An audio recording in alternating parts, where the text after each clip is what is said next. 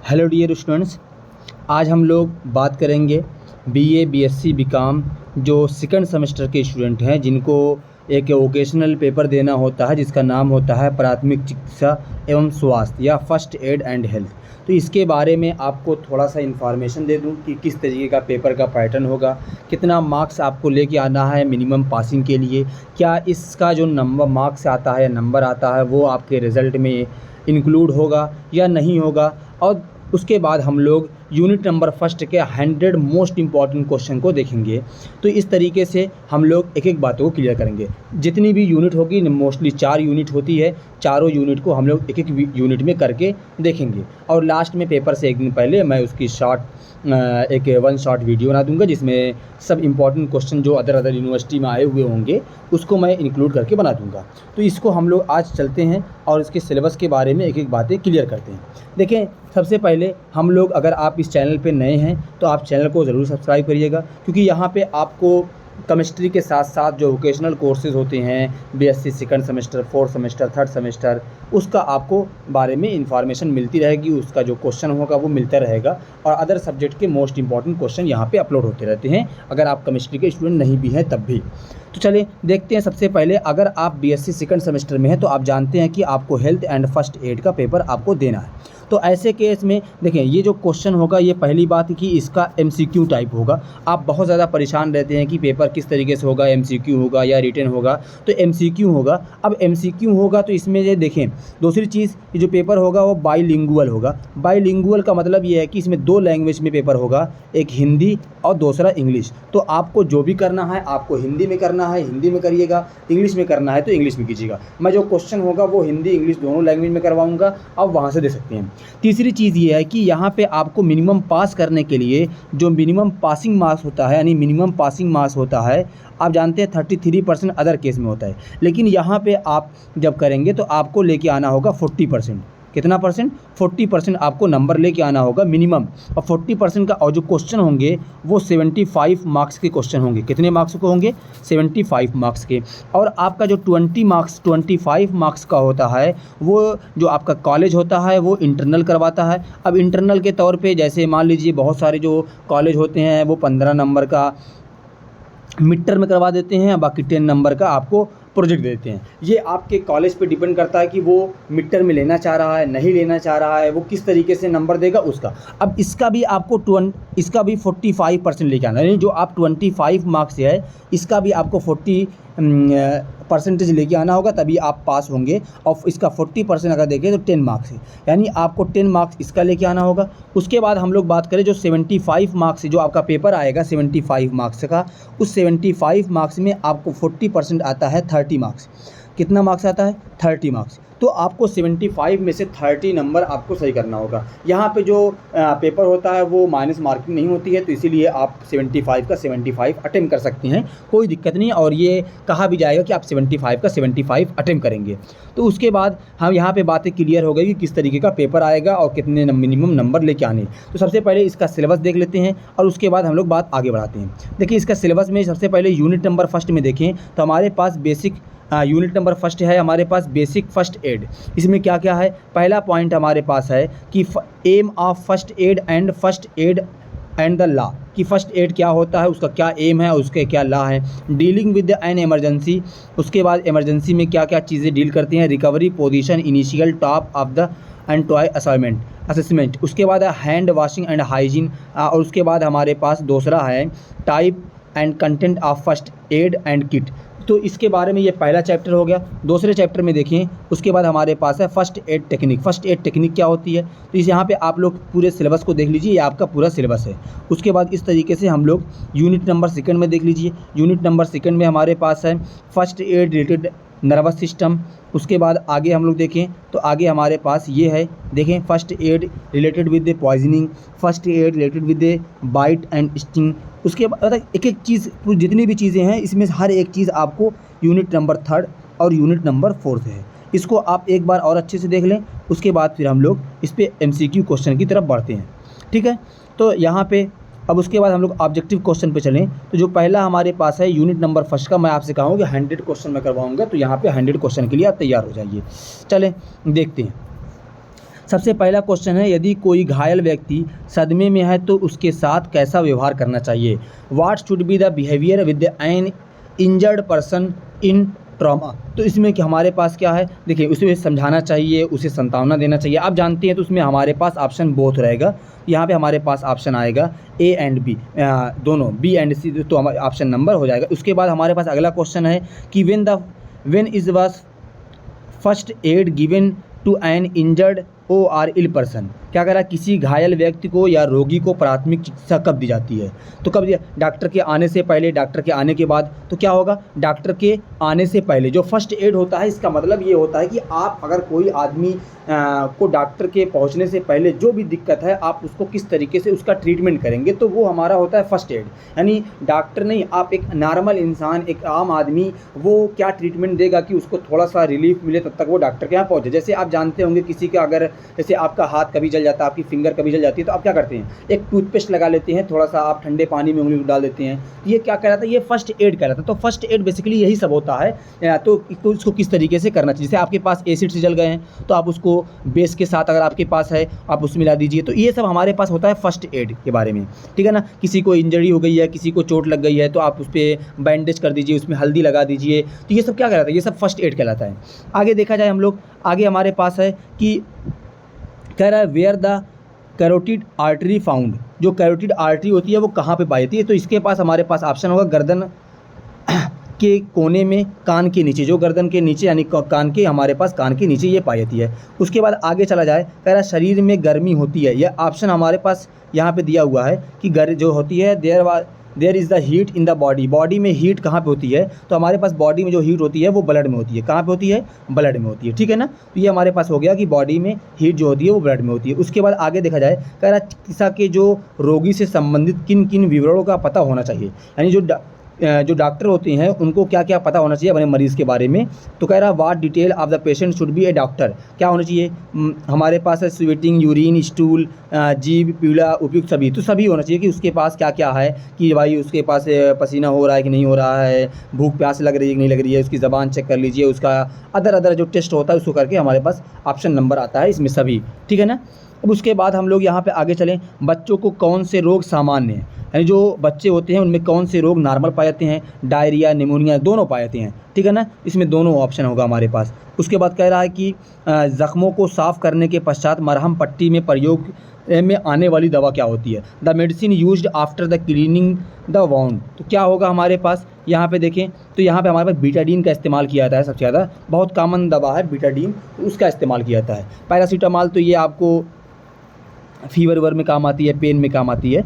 उसके बाद हम लोग आगे चलें तो आगे है कि the heart beat rate of a healthy human being. एक स्वस्थ व्यक्ति का जो हृदय होता है, जो दिल होता है, वो कितनी बार धड़कता है। तो उसका हमारे पास ऑप्शन होगा 72 टाइम। कितने टाइम होता है, 72 टाइम, ठीक है ना। उसके बाद आगे चला जाए, कह रहा है कि शरीर the increase in the body temperature increase. कह रहा है कि शरीर का ताप बढ़ने पर बढ़ जाता है। यानी कि अगर बॉडी का टेम्परेचर बढ़ेगा तो क्या क्या इफेक्ट पड़ेंगे। तो उसमें देखा जाए हमारे पास ऑप्शन है केवल pulse rate, breath rate, both. तो यहाँ पे हमारे पास क्या होगा, बोथ, दोनों रेट बढ़ जाता है, पल्स रेट और ब्रेथ रेट दोनों बढ़ जाता है। उसको कह रहा है कि हाथ कब कब धोने चाहिए। तो हाथ कब कब धोने चाहिए तो आपको मालूम है, खाना खाने से पहले, खाना खाने के बाद में, छींकने और खांसने। तो यहाँ पे ऑप्शन नंबर डी होगा। उसके कह रहा है कि हमारे पास घायल व्यक्ति की CPR कब तक देना चाहिए। यानी the duration of CPR should be. CPR का टाइम क्या होता है, 10 मिनट तक, 15 मिनट तक।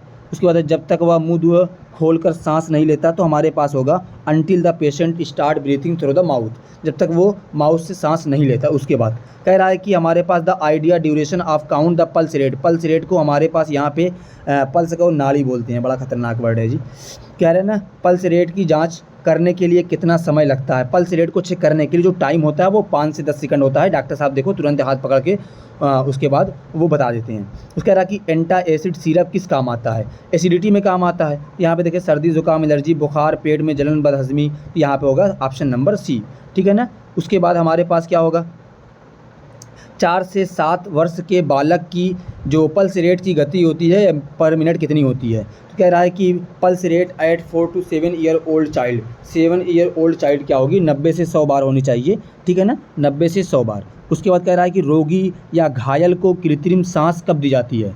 एक कि what detail of the patient should A doctor known. ठीक है ना। तो उसको कब दी जाएगी?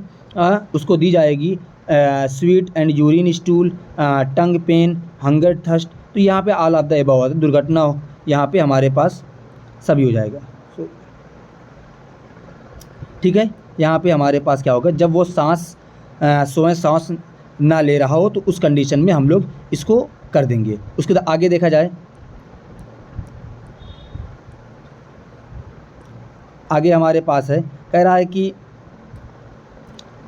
साफ़ करने के पश्चात ज़ख्म की मरहम पट्टी में प्रयोग आने वाली दवा, अभी मैं बताया था आपको बीटाडीन क्रीम होती है, उसका इस्तेमाल करते हैं। मरीज़ या घायल व्यक्ति को किस प्रकार रखना चाहिए, यानी कि हाउ शुड द पेशेंट और इंजर्ड पर्सन बी केप्ट, तो किस तरीके से रखना चाहिए उसको, इन ए कंफर्टेबल पोजीशन, वार्म, कॉन्सिक्वेंस। तो ऑल ऑफ द एबव, जहाँ पे देखिए आपको ऑल ऑफ द एबव मिल जाए तो मोस्टली ऑप्शन वही है। मैंने बहुत सारे पेपर को देखा है तो ऑल ऑफ द एबव ज़्यादा इसमें बेटर ऑप्शन है। अगर आपको क्वेश्चन का आंसर नहीं आ रहा है उस कंडीशन में आप लगा लिए।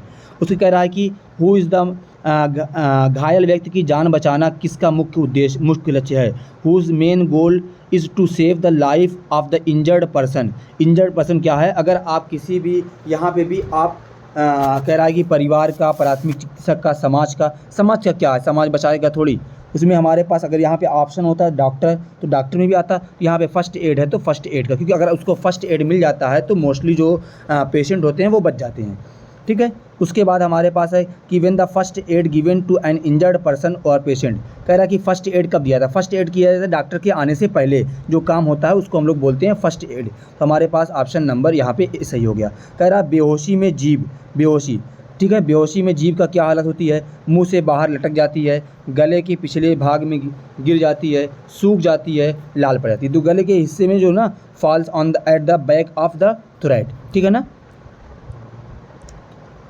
कह रहा अगर कोई हड्डी टूट गई तो मरीज़ को किस तरीके से रखना चाहिए। देखो, तो मरीज़ को सीधा रखना चाहिए, उसको इस कंडीशन में रखना चाहिए कि जहाँ पे उसको पेन कम से कम हो सके। तो यहाँ पे हमारे पास क्या है, यहाँ पे है बेहोश कर दें, सीधा कर, दर्द कम करने का प्रयास करें। तो सीधा कर दें, दर्द कर, ऐसी भी कंडीशन में, ऐसा नहीं कि सीधा ज़रूरी कर दें, अगर हड्डी टूटी हुई है उसको ऐसी कंडीशन में रखें जहाँ से उसको पेन कम से कम हो, बस ये याद रखना है आपको। उसके बाद कह रहा है कि डिजिटल थर्मामीटर किस काम आता है। जो डिजिटल थर्मामीटर होता है वो किस काम आता है, ताप नापने के हेतु। क्या कह रहा है, to measure the temperature, measuring the heart rate, to measure the breathing rate, measuring the blood. तो यहाँ पे क्या होगा, टेम्परेचर को चेक करने की काम होगा कि बॉडी टेम्परेचर कितना होता है। कह रहा है कि on which date the World Health Organization has announce the global hand washing day. Global hand washing day क्या है, ज़बरदस्त क्वेश्चन है। तो यहाँ पे होता है 15 अक्टूबर, कितना होता है, 15 अक्टूबर को किया जाता है। कह रहा खुले हाथों से किस संक्रमण का खतरा होता है।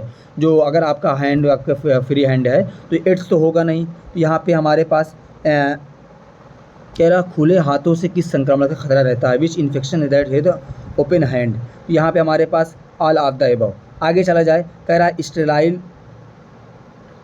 गॉस क्या होता है। तो उसमें देखें हम लोग, यहाँ पे है हमारे पास थर्मामीटर, पट्टी, फर्स्ट एड बॉक्स। तो क्या होगा, पट्टी होगी, ठीक है ना, यानी बैंडेज। उसके कह रहा कि एक बच्चे के शरीर का ताप ज्ञात करने के लिए थर्मामीटर कहाँ लगाना चाहिए। आप खुद देखे होंगे थर्मामीटर कहाँ लगाते हैं, ठीक है ना, तो बगल में। उसके बाद आगे चला जाए बिसाइड। उसके बाद कह रहा कि what is the rate of breathing is called. Breathing rate को क्या बोलते हैं हम लोग, तो यहाँ पे हम लोग बोलेंगे इसको गति, यानी स्पीड बोलते हैं। उसके बाद कह रहा कि शरीर के तापमान में कमी होने से शरीर, कह रहा decrease in the body temperature make. तो बॉडी का पे क्या असर पड़ेगा, बॉडी की जो होता है ना, आदमी जो होता है बिकम वीक हो जाता है। अगर किसी का बॉडी टेम्परेचर डाउन रहता है, तो यानी फीवर है, फीवर की वजह से उसको क्या होता है कि कोल्ड फीवर जिसको बोलते हैं हम लोग, तो वेट डाउन रहता है। कह रहा है कि जिस यंत्र से शरीर का तापक्रम नापते हैं वो क्या कहलाता है। आप जानते होंगे खूब अच्छे से क्या कहलाता है, थर्मामीटर कहते हैं भाई। बॉडी टेम्परेचर किससे नापते हैं, उसको हम लोग। कह रहा है CPR का पूरा नाम क्या है। CPR का पूरा नाम होता है कार्डियो पल्मोनरी, ठीक है ना। ये हमारे पास ऑप्शन नंबर ए हो गया। उसके बाद आगे चला जाए, आगे हमारे पास ऑप्शन है, कह रहा है कि घायल व्यक्ति की पल्स को जांचने के लिए कितने सेकंड लगते हैं। तो कोई भी अगर आदमी जो जिस बीमार है, इसको इस क्वेश्चन को देखा जाए तो कह रहा है कि अगर वो एक्सीडेंट हो गया है तो उसका कितना देर में चेक करना चाहिए। तो उसका हमारे पास ऑप्शन होता है कि 5 से 10 सेकंड में, किसी का भी हो, चाहे वो घायल हो चाहे वो सही हो, उसका 5 से 10 मिनट, 5 से 10 सेकंड ही लगता है उसको चेक करने के लिए। उससे आगे चला जाए, कह रहा है कैलामाइन लोशन किस दिशा में प्रयोग किया जाता है, in what condition calamine lotion are used, तो उसको हम लोग क्या करते हैं, उसका इस्तेमाल करते हैं हम लोग in case of boil rash, क्या होता है, फोड़े फुंसी शरीर में रैशेज होने पर, यानी कि कट जाता है, उसके लिए इस्तेमाल करते हैं फोड़ा फुंसी पे।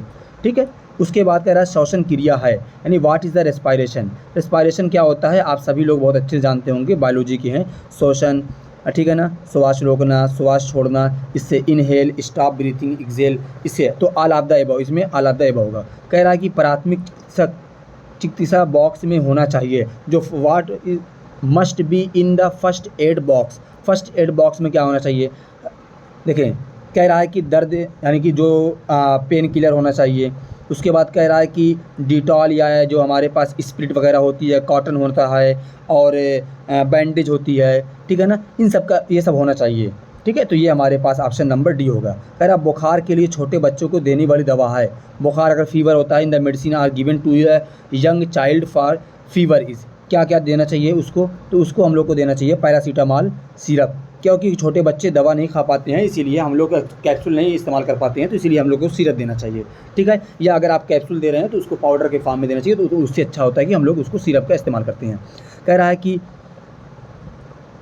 पर्सनल प्रोटेक्टिव यंत्र क्या है, what is the personal protective equipment, क्या होता है। देखिए यहाँ पे फेस मास्क खूब इस्तेमाल किया हो गया आपने लॉकडाउन में, तो इसका इस्तेमाल करते हैं। कह रहा है घाव को साफ़ करने के लिए किसका प्रयोग करते हैं, भाई बैंडेज का आप किसका इस्तेमाल करेंगे, आप कॉटन का इस्तेमाल करते हैं, सेवलान लोशन का सोल्यूशन का इस्तेमाल करते हैं। तो यहाँ पे हमारे पास क्या होगा, भाई कॉटन से उतने अच्छे से साफ़ नहीं हो, कॉटन से आप सिर्फ उस चीज़ को रोक सकते हैं, उसको हमको क्या चाहिए, हमको कोई सोल्यूशन चाहिए, कोई स्पिरिट चाहिए, तो इसे हम लोग उससे इस्तेमाल करते हैं, तो हम लोग कहते हैं सेवलान लोशन से, सोल्यूशन से इस्तेमाल करते हैं, या उसको लोशन भी बोलते हैं। क्लियर है। उसके बाद आगे चलें, कह रहा शरीर में पानी की कमी होने पर या दस्त होने पर दिया जाने वाला उपचार जो कि सर्वप्रथम देते हैं। क्या कह रहा है, शरीर में पानी की कमी से क्या क्या इस्तेमाल करते हैं, तो हम लोग उसमें इस्तेमाल करते हैं ORS, आप गर्मी में खूब इस्तेमाल करते हैं ना ORS, अब मार्केट से मेडिकल हॉल से लेके आते हैं, खूब इस्तेमाल करते हैं कि जब डिहाइड्रेट हो जाता है, पानी की कमी होती है। हड्डी टूटने पर सहारा देने के लिए क्या प्रयोग होता है, ठीक है, क्या प्रयोग होता है, आप देखे होंगे कि उसको टूटने पर क्या होता है, फर्स्ट एंड स्पिंड वुडन, इसका फर्स्ट, तो ये हमारे पास ऑप्शन नंबर सी हो गया। उसके बाद आगे चला जाए, कह रहा है शरीर के तापमान की वृद्धि होने पर कौन सा रोग होता है, यानी which disease occurs due to increase in temperature of the body. उसके लिए क्या क्या ऑप्शन हमारे पास है, ऑप्शन को चेक कर लीजिए, हार्ट अटैक, उसके बाद है मोच का लगना, बुखार आना, ज़ुकाम होना, कोल्ड फीवर, सब ये सब लिखा हुआ है। तो अगर शरीर का तापमान ज़्यादा है तो फीवर होगा, अगर शरीर का तापमान कम है तो क्या होगा, कोल्ड होगा। ये दो चीज़ें आपको याद रखनी है। कह रहा है किस रोग या घायल व्यक्ति का स्वास्थ्य लाभ ज्ञात करने के लिए किसे चेक किया जाता है, ठीक है, what should the be check to know about the recovery of a patient who are injured. तो क्या होगा, उसको हमको किस चीज़ के रिकवरी के लिए चेक करना पड़ेगा, उसका पल्स रेट चेक करते हैं, ब्रीथिंग रेट चेक करते हैं, ब्लड सर्कुलेशन चेक करते हैं। तो यहाँ पे हमारे पास ऑप्शन नंबर डी आएगा। कह रहा है एक स्वस्थ व्यक्ति के शरीर का तापक्रम होता है, the body temperature of a healthy person, कितना होना चाहिए, आपने खूब बचपन में रटा होगा, 98 फ़ारेनहाइट, 98.4, ठीक है। अब उसके बाद आगे अल्लाह कह रहा है कि थर्मामीटर से बुखार कितने मिनट नापना चाहिए, थर्मामीटर से आप फीवर कितना नापेंगे, 1 से 2 मिनट, लेकिन कौन 1 से 2 मिनट नापता है, आप खुद देखे होंगे, डॉक्टर साहब 30 सेकंड बाद निकाल लेते हैं, उनको पता चल जाता है कि तुम्हारे पास फीवर है कि नहीं है। आगे चला जाए, कह रहे रोगी को किस प्रकार का इन्फेक्शन ना हो, इसके लिए जो डॉक्टर होते हैं को क्या क्या करना चाहिए, what should be the doctor do so that the patient does not have any kind of infection. उसके लिए क्या करना चाहिए, हाथ धोना चाहिए, सही बात है, हाथों को दस्ताना पहनना चाहिए, ये भी सही है, तो हमारे पास ऑप्शन नंबर सी होगा। उसके बाद कह रहा है कि समुदाय और राष्ट्र नेताओं ने जनता को कब स्वच्छ हाथों के लिए प्रेरित किया, कि कह रहा है कि when did the community and nation leader inspire the public to have clean hand. उसके लिए कब किया था, 2008 में पहली बार, लेकिन आपने देखा होगा कि हम लोग को कोविड में ज़्यादातर नेता यही बात सिखा रहे थे, ठीक है ना। हाँ, आगे चलें। अब हमारे पास यू चैप्टर नंबर 2 है, पट्टी कैसे बांधनी चाहिए। पट्टी को बांधने के लिए ढीली बांधनी चाहिए, कसी हुई, ना ढीली हो ना कसी हुई। तो हमारे पास ऑप्शन नंबर सी है कि ना बहुत ज़्यादा टाइट हो ना बहुत ज़्यादा लूज़ हो। उसके बाद हमारे पास अगर पट्टी कितने प्रकार की होती है, यानी जो बैंडेज होती है वो कितने टाइप की होती है, स्टिप होती है, कितने टाइप की होती है, तो ये 4 टाइप की होती है। कितने टाइप होती है, 4 टाइप की। कह रहा है घाव पर बांधी जाने वाली पट्टी होनी चाहिए, the bandage to be tied on the wound should be, कैसी होनी चाहिए, किस पे बांधनी है, घाव पे बांधनी है, तो वो होनी चाहिए।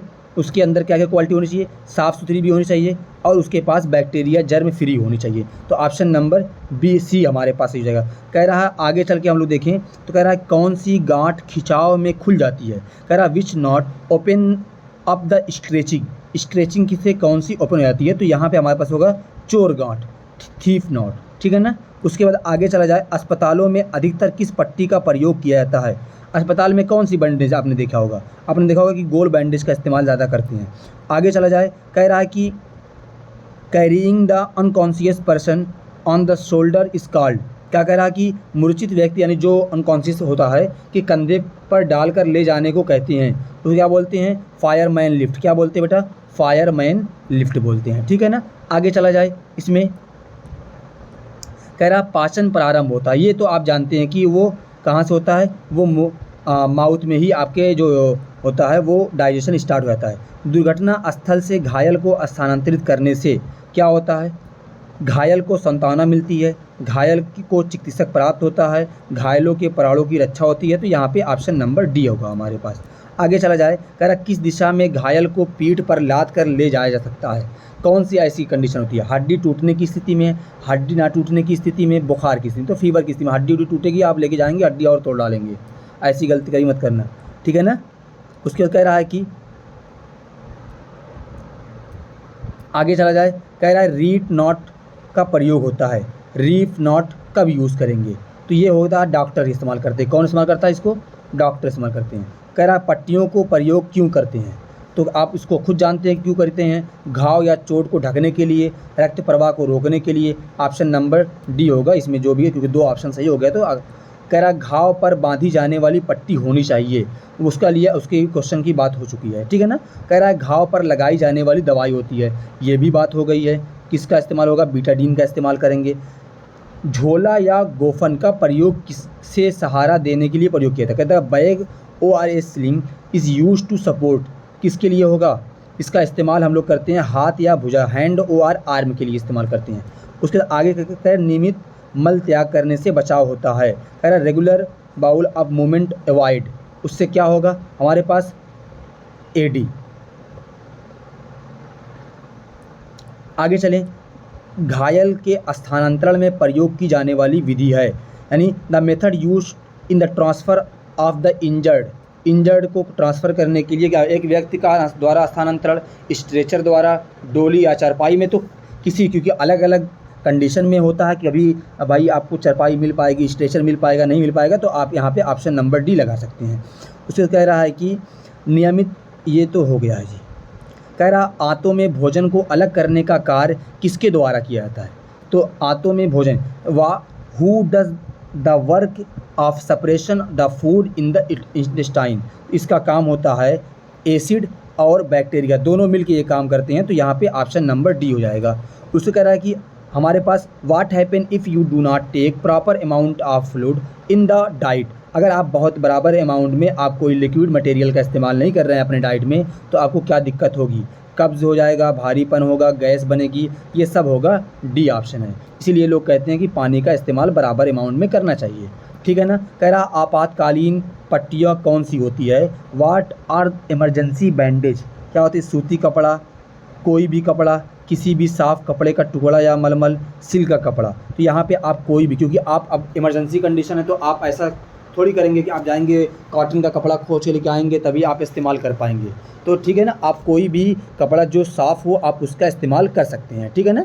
और जो सबसे अच्छा कंडीशन होती है वो मलमल का कपड़ा या कॉटन का जो कपड़ा होता है उसका इस्तेमाल करें। उसके बाद कह रहा है गोल पट्टियों का प्रयोग अधिकतर कहाँ पे होता है, तो अस्पतालों में होता है। अभी पीछे हम लोगों ने उस क्वेश्चन को दूसरे तरीके से पूछा था, अब यहाँ पे इस तरीके से पूछ रहा है। कह रहा है कि एक दिन में कम से कम कितनी बार मल त्याग करना चाहिए, at least how many time a day should be one pass of stool, कितना है, मिनिमम 2 टाइम, कितने टाइम, 2 टाइम। अभी तक आपने एक ही टाइम पढ़ा होगा, चलो बेटा कुछ बात सीखने को मिल गई तुमको। कह रहा चपाया गया खाना से पेट में जाते हैं, जीभ से, ग्रास नली से, from the oesophagus, wind pipe, all of this, तो विंड पाइप से तो जाएगा नहीं, एसोफेगस से जाता है, ठीक है ना। तो यहाँ पे हमारे पास ऑप्शन नंबर बी। उसके बाद आगे देखा जाए, कह रहा है कि इंटेस्टाइनल जो मसल से होती है, push to crime forward is called, उसको हम लोग क्या बोलते हैं, उसको हम लोग बोलते हैं पेरिस्टाल्सिस। क्या बोलते हैं, ऑप्शन नंबर बी। उसके बाद आगे चला जाए, हम लोग एक क्वेश्चन को देखा जाए और उसको समझा जाए। तो यहाँ पे हमारे पास क्या है, देखिए कह रहा है कि वाहक द्वारा घायल को किससे लिटाया जाता है। कह रहा how is the wounded laid on by the career.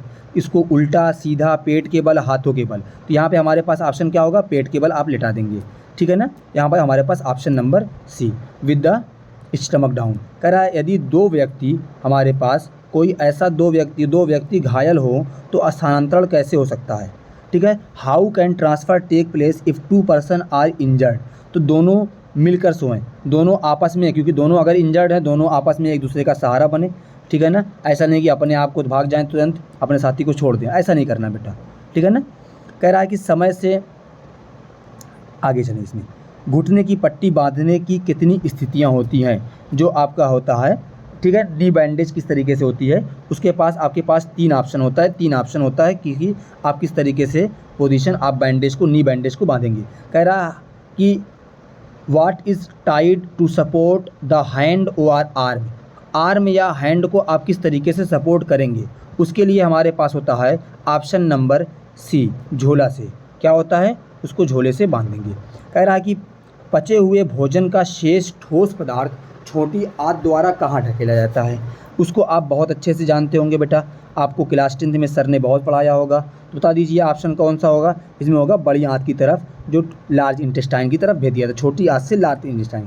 कह रहा है it is easy to transfer an injured person by lifting him in the lap when he is. कह रहा है कि वो छोटा, अगर जब अब बड़े आदमी को तो गोद में थोड़ी उठा पाएंगे, है ना, बच्चा होगा तभी उठा पाएंगे। छोटे बच्चे को उठा लेंगे आप, गोद में उठा के दौड़ते हुए लेके चल देंगे। कह रहा है कि what is the prevent by the regular bowel movement. कौन है जो रेगुलर बाउल मूवमेंट को प्रिवेंट करता है। तो हमारे पास ऑप्शन क्या होगा, ऑटोनॉमिक, ठीक है। उसके बाद हमारे पास एडी। अगला चैप्टर देखें, कह रहा है रक्त शुद्ध करने का कार्य क्या होता है। Has the function of purifying the blood. Purifying blood कौन करता है, उसको देखा जाए तो हाथों का, किसका होता है। आगे चला जाए, इसमें कह रहा है श्वसन क्रिया का भाग है, यानी is the part of respiratory system. Respiratory system का काम क्या होता है, इसमें होता है हमारे पास यहाँ पे रिस्पायरेशन, एक्सलेशन सबका होता है, तो बोथ ए एंड बी। उसके बाद आगे चला जाए, कह रहा है कि श्वसन तंत्र जो होता है बेसिकली उस the how many organ function in the respiratory system. कितने काम करते हैं, 7 काम करते हैं। कितने काम करते हैं बेटा, 7 करते हैं। उससे कह रहा है कि what is the need in the purification, what is the need of purification of impure blood. Impure blood का काम क्या होता है, वो ऑक्सीजन को, व्हाट इज़ द, क्योंकि अगर वो इम्प्योर है इसका मतलब है कि उसमें ऑक्सीजन की कमी है, कार्बन डाइऑक्साइड ज़्यादा है, तो उसको प्योर करने के लिए ऑक्सीजन का इस्तेमाल करेंगे। किसका इस्तेमाल करेंगे, ऑक्सीजन का, ऑप्शन नंबर ए सर्च। उसको कह रहा है कि इस यहाँ पे कि which process impure blood is purified. Impure blood को कौन प्यूरीफाई करता है, तो आप जानते होंगे इसको कौन करता है बेटा। हम लोग यहाँ पे ऑप्शन देखें तो हमारे पास ऑप्शन होता है रेस्पायरेशन के थ्रू, क्योंकि ऑक्सीजन इंटर होता है। उसके कह रहा है कि श्वसन दर, which of the following effect of respiratory rate. Respiratory rate को कौन अफेक्ट करता है, उसके बारे में देखा जाए। श्वसन दर किसका प्रभाव पड़ता है, चिंता, विपत्ति, दौड़ने भागने या व्यायाम करने से, खेलने कूदने से, सभी से होता है। अगर तो क्या होगा हमारे पास ऑल द एबव, ठीक है। कह रहा है कि वायु नलिका, how many centimetre long is the air tube. कितने सेंटीमीटर लंबी होती है, उसके बारे में बात की जाएगी। तो ये होती है 10 से 12 मीटर लंबी होती, सेंटीमीटर, सॉरी मीटर नहीं, 10 से 12 सेंटीमीटर। वायु मार्ग में आंशिक व पूर्ण रुकावट का अवरोधन कहती हैं, यानी कि partial and complete blockage in the air is called. इसको क्या बोलेंगे बेटा, हम लोग बता दो, इसको क्या बोलेंगे, इसको बोलेंगे श्वसन यानी ब्रीथिंग बोलेंगे। उसके बाद आगे चलें, आगे कह रहा है कि पानी के अंदर जब व्यक्ति की जो सांस की क्रिया का अवरोध हो जाती है तो उस स्थिति कहलाती है। कह रहा when a person is breathing become the obstructed under the water that condition is called. उस कंडीशन को हम लोग क्या बोलेंगे, हम लोग बोलेंगे कि बंदा डूब रहा है। क्या हो रहा है, वो डूब गया है। कह रहा है किसके आयतन में वृद्धि के फलस्वरूप फेफड़े फैल जाते हैं। आपका लंग्स जो होगा, due to increase in the volume of which of the following lungs expand. Lungs कब एक्सपैंड करेगा, थोरैसिक कैविटी को, वक्ष गुहा को, थोरैसिक कैविटी को इंक्रीज करने पे हो जाता है। कह रहा है श्वसन में शरीर में श्वास नली से में पानी चले जाने पर, यानी कि when water enter the wind pipe in the body, तो क्या होता है, तापमान बढ़ जाता है, ठंडी लगने लगती है, भूख लगती है, निद्रा आ जाती है, तो क्या होता है, आपको ठंडी लगने लगती है। क्या लगती है बेटा, ठंडी लगने लगती है, ठीक है ना। तो आपको कोल्ड फीवर का असर वहीं पे दिखता है, छींक वगैरह आने लगती है, ठीक है ना। कह रहा है किस बीमारी में गर्म पानी में नमक डालकर गरारे किए जाते हैं। तो आप जानते हैं गले में कोई दिक्कत होती है तो उसका इस्तेमाल करते हैं, उसको बताने की ज़रूरत नहीं है। कह रहा है गले में सूजन होने पर की आशंका में ज़्यादातर किस मौसम में होती है। किस मौसम में होती है, आपको ठंड के मौसम में होती है, ठीक है ना। उसको कह रहा है कि गले में सूजन होने पर तकलीफ़ और ना बढ़ने इसके लिए कैसा भोजन करना चाहिए। बहुत नरम भोजन करना चाहिए। कैसा करना चाहिए, नरम और गरम। क्या करना चाहिए बेटा, नरम और गरम भोजन करना चाहिए। उसका कह रहा है कि मनुष्य के श्वास लेने में कठिनाई कब होती है, जब दम घुटेगा, दम घुटने पर, गला घुटने पर, फांसी लगाने पर, तीनों कंडीशन में क्या होगा, इसका ऑप्शन होगा ऑल ऑफ द अबव। उससे कह रहा है कि गले, यहाँ पे है इन विच ट्यूब इज़ द स्वार यंत्र फाउंड इन द थ्रोट, इसमें क्या होगा, option number in the air duct. कह रहा खाना खाते समय वायु नलिका में किसके द्वारा बंद किया जाता है। कह रहा by whom the air duct is closed while eating the food, किसके द्वारा होता है बेटा, हमारे पास ऑप्शन नंबर बी, ओरोफेरिंग्स, ठीक है। उसके बाद आगे चलें तो यहाँ पे हमारे पास कह रहा है अस्थमा किस कारण होता है। क्या होता है, अस्थमा किस कारण होता है। वाट काज द अस्थमा, एलर्जी, ठंड, धुआं, धूल, धुआं, मानसिक दबाव, उपयुक्त सभी। तो यहाँ पे देखिए दो ऑप्शन तो सही है, ठीक है ना। मानसिक दबाव से बहुत ज़्यादा अस्थमा की कंडीशन नहीं है, ये बहुत थोड़ा सा गलत ऑप्शन इसमें है। यहाँ पे पहला एलर्जी की वजह से भी बहुत लोगों को अस्थमा होता है, धूल वगैरह से होता है, ठीक है ना, इसकी वजह से हो सकता है। मेंटल प्रेशर की वजह से बहुत ज़्यादा अस्थमा का कोई असर नहीं है, ठीक है। उसके कह रहा है कि अस्थमा होने पर सांस लेने में कठिनाई होती है, सांस छोड़ने में कठिनाई होती है और बोलने में कठिनाई होती है। तो यहाँ पे ऑप्शन नंबर डी यहाँ पे सभी होगा, ठीक है। अस्थमा के मरीज़ को छाती में जकड़न होती है, ऑप्शन ये तो सही है। बेचैनी व घबराहट ये भी होती है, सांस लेने में कठिनाई ये भी, तो ऑप्शन नंबर डी होगा। उसे कह रहा है कि अस्थमा के पीड़ित व्यक्ति को कहाँ बैठाना चाहिए, where should a person suffering from asthma sit, उसको ऐसी जगह बैठानी चाहिए जहाँ पे धूल धुआं वगैरह ना हो, साफ़ हवा वाले स्थान पे। तो ये पहला ऑप्शन सही है, धूल या धुएं में बैठा दोगे तुरंत वो ऊपर की तरफ प्रस्थान कर जाएगा, ठीक है ना। अगला क्वेश्चन देखें, ठंड में किससे संबंधित रोग अधिक फैलते हैं। तो सबसे संबंधित किसमें, यहाँ पे हमारे पास होगा, यहाँ पे श्वसन से यानी रेस्पायरेशन से, क्योंकि वहाँ पे वो बहुत ज़्यादा जो एटमॉस्फेयर होता है बहुत ज़्यादा उसमें दिक्कत होती है, उनका गले वगैरह खराश वगैरह होती है तो उसको दिक्कत होती है। बाकी अगले क्वेश्चन के लिए हम लोग मिलते हैं एक नेक्स्ट वीडियो में। तब तक आप लोग पढ़ते रहें, अपने दोस्तों के शेयर कीजिए, क्योंकि यहाँ पे पास होना बहुत ज़रूरी है। अगर आप पास नहीं होंगे तो आपको बैक देना पड़ जाएगा और ये बड़ी दुख की बात होगी बेटा, ठीक है ना। तो अगर आपने अभी तक सब्सक्राइब नहीं किया होगा तो सब्सक्राइब कर ले, क्योंकि यहाँ पे आपको वीडियो पूरी सिलेबस की कंप्लीट मिलती रहेगी ऐसे इंपॉर्टेंट क्वेश्चन के लिए। ये सब क्वेश्चन बहुत इंपॉर्टेंट है। Thank you for